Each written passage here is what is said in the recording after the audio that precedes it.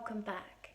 This video is all about helping your child to manage their grief, but the most important part of that is you giving yourself the time and space that you need to enable you to manage your own grief. So I really recommend watching the How to Manage Your Grief video, because you're going to be able to support your children much more effectively if you're also looking after yourself. What can be really helpful to remember is that you are going through this together, and actually you can model to your children how to manage all these difficult feelings, how to manage grief. And in doing it together, you're helping your child manage all difficult situations for the rest of their lives. What I would suggest as a first port of call is going to the orange videos and watching with your child the What is Grief video and the Does Grief Go Away video. This is going to help you both make sure you understand, like your child understands, and that you can have conversations around this video. It will spark conversations, and that is going to help your child start to use you as support to talk to you.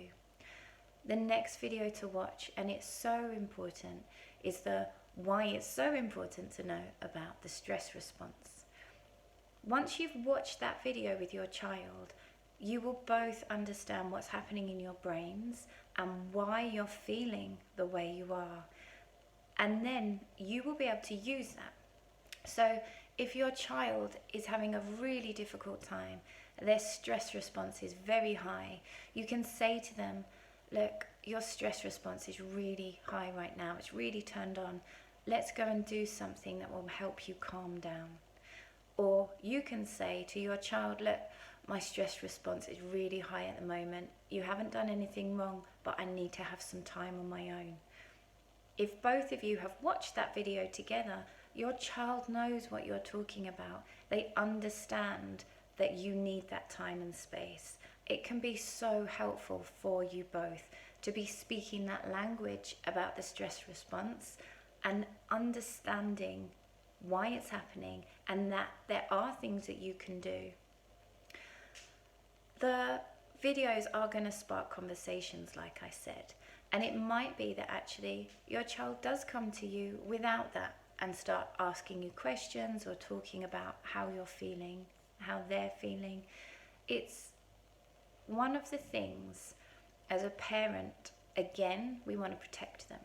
So often we try to fix it for our child. So they might come and say to us, I'm feeling really awful today. I feel really, really scared. I'm really worried that you and Dad are going to die. And it can be quite natural to say, oh, don't be silly. That's just not going to happen. Come on, give you a cuddle. That's not actually solved their fear, and it's not made their fear go away. What does help is being heard.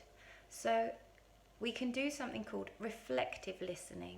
So when our child comes to talk to us about how they feel, we don't just try and answer it for them. We reflect back what they've said. And that way they know that we've really heard them and understood them. So for example, if your child comes and says, I feel really awful today. I'm really, really scared that you and Mum are going to die too. You can sit down and say, oh, that must be really hard for you. You're worried that me and Daddy might die. Reflect it back to them, and then your child can continue the conversation. And then as you go through, you can give examples of the reasons that are less likely that you're going to die. You're young, for instance. You might be quite active. You might eat healthy food. You look before you cross the road. You always wear your seatbelt. You try your best to keep yourself safe. So you're not telling your child that their worries are silly. You're letting them express them. You're hearing them. And then you can help them solve those difficulties. So if a child's worried that they might die, you can list all the reasons that make it unlikely that they will die. We obviously can't make any promises to our children that we don't know the answers to, where we can explain about the child's age, how healthy they are, how active they are.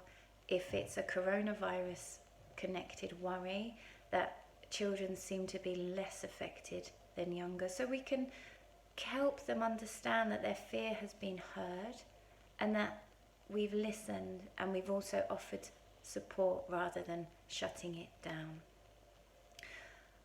Another way that children might start to talk, because children come home from school and we ask them, what did you do today?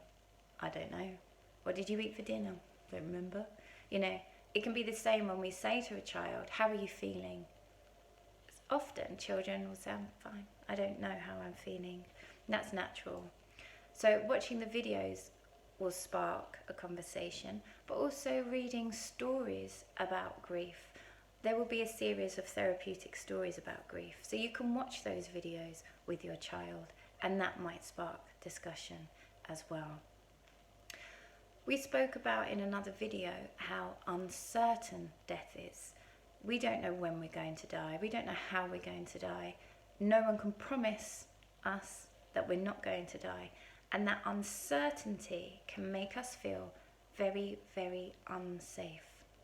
So to help your child manage their emotions, you're going to listen to them.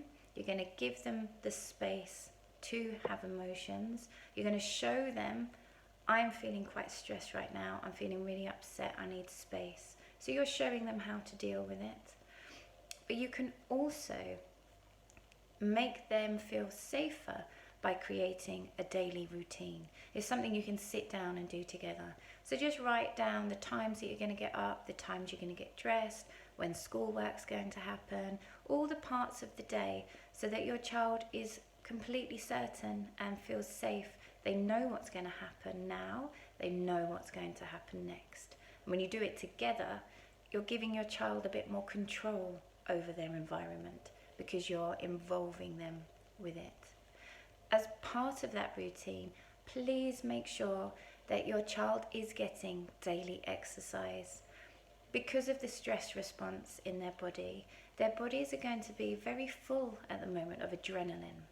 It's really important to give them the opportunity not only to wear that off, to burn off the adrenaline, but to also give them the opportunity to be outside, to smell the fresh air, to feel the breeze on their face, to see leaves and trees and animals is going to help them feel more alive. Science has proven that it's so good for our mental health. It's so good to reduce the stress response. And it's going to be such a crucial part of helping them manage their emotions and yours. So do make sure you put that into your routine as well. There are the mindfulness activities. They're all the green videos. Please, please, please do mindfulness with your child and make that part of your routine. If you do it in the morning, you're going to set yourself up for the day. Often we wake up in the morning when we're grieving and it's so hard to get out of bed. The heaviness of the emotions are really difficult. So if we start our morning first thing or just after breakfast doing a 10-minute mindfulness activity, one of the green videos, you're going to start bringing your stress response down. It's going to make the day feel that bit easier. Do a meditation and mindfulness activity at bedtime. You're going to help relax your child before they go to sleep. That's really important. And then throughout the day, if you've noticed that they seem quite anxious, like they might start sucking their thumb or twiddling with their hair or being really hard to concentrate or getting quite angry or teary, that would be a time to say, I can see your stress response is quite high at the moment. Come and do a mindfulness activity with me. That's going to help them learn, this is how I manage my emotions.